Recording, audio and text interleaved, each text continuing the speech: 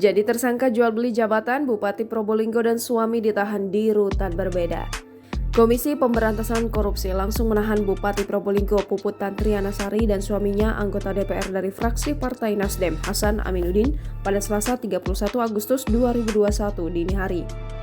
Puput dan Hasan ditetapkan sebagai tersangka kasus dugaan suap terkait seleksi atau jual beli jabatan pejabat kepala desa di lingkungan pemerintah Kabupaten Probolinggo tahun 2001. Selain Puput dan Hasan, KPK juga menetapkan 20 orang lainnya sebagai tersangka kasus suap ini.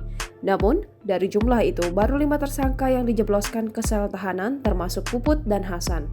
Pasangan suami istri itu ditahan di rutan berbeda. Puput ditahan di rutan Gedung Merah Putih KPK, sementara Hasan ditahan di rutan KPK Kaflings C1 atau Gedung KPK Lama. Selain Puput dan Hasan, 3 tersangka lainnya yang dijebloskan ke sel tahanan yakni Camat Krejengan, Dodi Kurniawan, Camat Paiton Muhammad Ridwan, dan pejabat kepala desa Karangren Sumarto. Dodi ditahan di rutan Polres Jakarta Pusat, Ridwan ditahan di rutan Polres Jakarta Selatan, sedangkan Sumarto ditahan di rutan Pomdam Jaya Guntur. Alex sapaan Alexander Marwata mengatakan kelima tersangka akan ditahan di sel masing-masing selama 20 hari pertama. Dengan demikian, kelima tersangka akan mendekam di sel tahanan setidaknya hingga 19 September 2021. Sebelum mendekam di sel tahanan, kelima tersangka akan menjalani isolasi mandiri di rutan masing-masing.